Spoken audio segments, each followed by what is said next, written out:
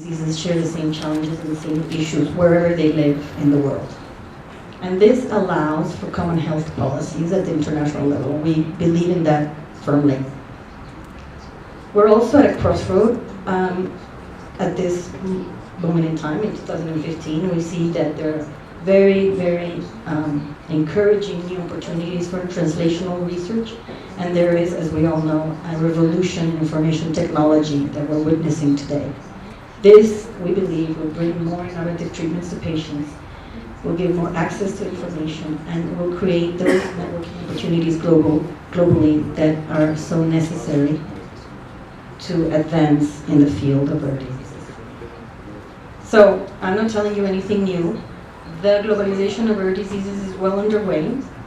There's been development of national plans in the best of cases, but also just strategies or policies in many, many countries, not only in Europe.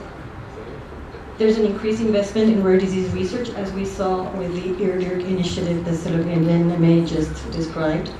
There's increased budgets from the US NIH and from the European Commission, specifically on rare disease research. There's increasing international networking of scientists interested in rare disease research, specifically.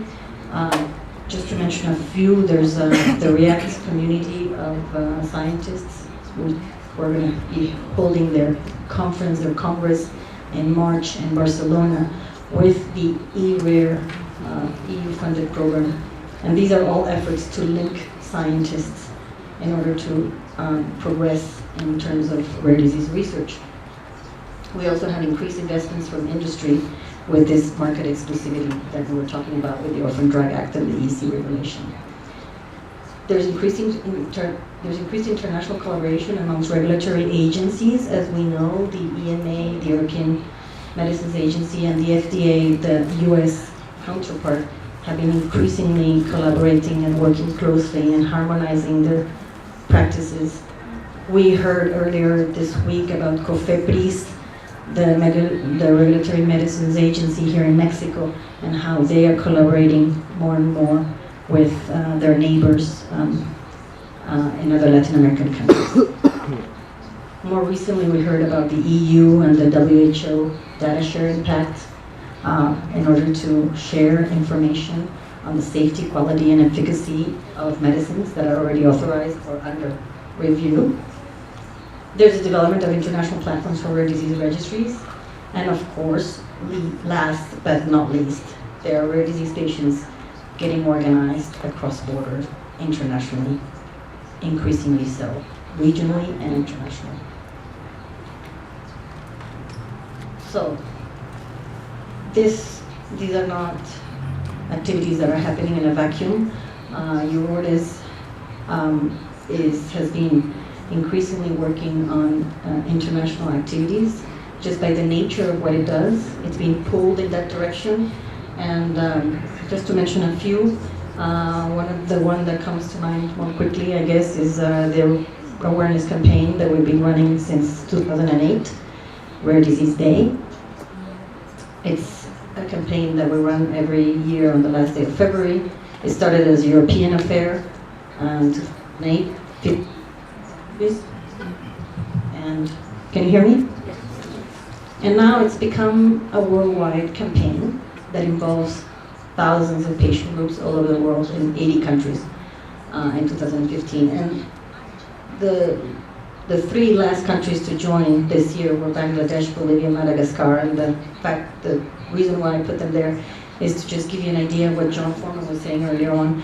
Even in developing countries in very poor settings, patients are getting mobilized and they're getting results. We also have a platform, online platform called Rare Connect, with 75 online patient communities. And as we know, with the internet, there's no borders. So these rare disease specific communities are international, and they involve more than 600 patient groups. We also provide translation in 6 languages, and that's free. We organize every 2 years the European Conference on Rare Diseases and Orphan Medicine Products. We're at an 8th edition next year. This conference has been attracting more and more participants from outside of Europe. We're expecting 700 people to come to Edinburgh, Scotland, in May next year. and we also provide translation in 5 languages. Eurordis also has become increasingly international in terms of its dialogue with industry. As we know, industry is organized at the international level. We're talking about multinationals, and we have more than 45 who are in our round table of companies and with whom we have sustained dialogue. We also have a role in the International Rare Disease Research Consortium that Dr. Ayem was talking about. We are very proud to be one of the 3 patient reps at the executive committee, and our Chief Executive Officer, Yana Kam, who I'm sure you know very well, is the chair of the Therapy Scientific Committee.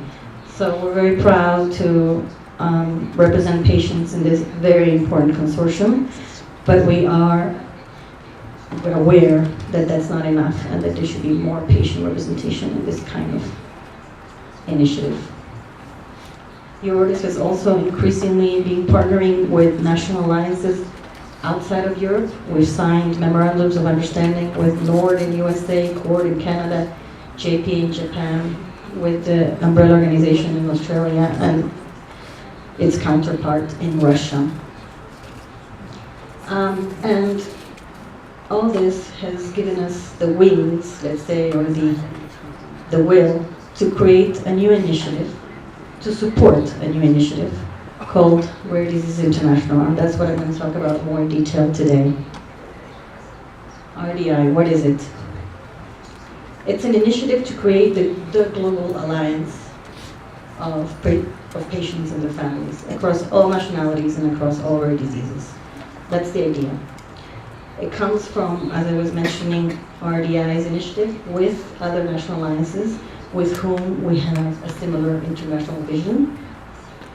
And we think it's important to do this because of 3 main objectives, which are to promote rare diseases as an international public health priority, to represent all people living with rare diseases in international institutions such as the UN, the WHO, etc., to enhance capacities of its members.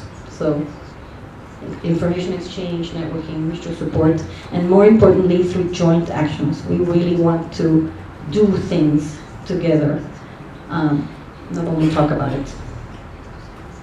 We launched this initiative at our membership meeting in Madrid last May in Spain. And that's a group photo of the 70 and something patient reps who were present that day. In terms of governance, we've decided to create, we called on a group of volunteers to help us steer this process in its preliminary phase. We do want to organize elections so that the members themselves will choose their council and their governance structure. For the time being, these are the patient umbrella groups that are steering the process.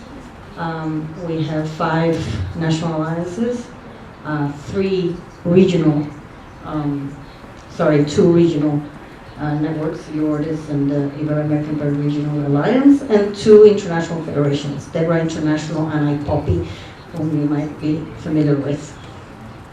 We have 25 members so far, and we're calling on every patient umbrella organization that represents rare diseases in their country or in their region or for their disease internationally to join us. So this is a very open process, and we welcome all of you.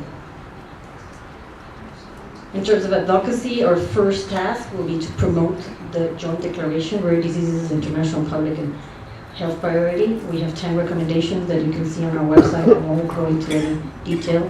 And it's very compatible with the ICORD declaration that John Forman was describing earlier.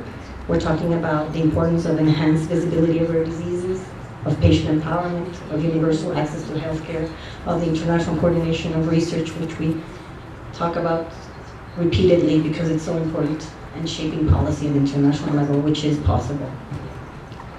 We want to introduce a concept and foster the understanding of rare diseases in these international institutions like the UN, ECOSOC, the WHO, the Pan American Health Organizations. These international government agencies that, as John was describing, are not very familiar with rare diseases and for the time being not very interested in rare diseases. So we want to change that. Our first step will be to create a UN committee for rare diseases, and this will be done through the Conference of NGOs with consultative status to the United Nations Economic and Social Council. This is a very lengthy process, as you can imagine, but the first building block will be set next week when our CEO Jan Lecam will be going to New York and to establish this UN committee. And then it's RDI will be the patient component of that committee. But it will be a multi-stakeholder committee. In terms of networking, as I said, we encourage the formation of national alliances in countries where there's none, and the strengthening of national alliances where they exist. And we also encourage patient groups to gather at the international level in terms of international federations for their own disease. And we also think it's very important to support the dynamics, the regional dynamics. And that's why we're here today. We also would like to have a short-term exchange and internship capacity building program for our members. Our vision is to bring all stakeholders together to build a solid ecosystem at the international level. So, Rare Disease International representing patients, ICORD, of course, the International Alliance of Patient Organizations. I think we're already establishing initial dialogue with the International Federation of Pharmaceutical Manufacturers and Associations, the IFPMA, which is based in Geneva and represents the pharmaceutical industry internationally. We, of course, as I mentioned and described, are very interested in collaborating more strongly and more closely with IRDiRC. We would like to also establish links with learned societies, such as the International Society of Human Genetics. And of course, we would not do anything without the database for rare diseases, Orphanet, which is becoming also increasingly international with a presence in 10 countries outside of Europe. I'm going to finish my presentation on a very good note. ICORD and RDI have actually agreed formally to collaborate more closely, as is being signed today. And the collaboration is obviously based on this key strategic objective to promote rare diseases as an international public health priority. We will focus more specifically in partnering in these ICORD conferences and strengthening the patient component. We aim to exploit common synergies and streamline efforts. So the collaboration that I was talking about before is actually becoming a reality today with this agreement. And I'm very much looking forward to seeing the results of that collaboration at the next ICORD meeting in South Africa in 2016. Thank you.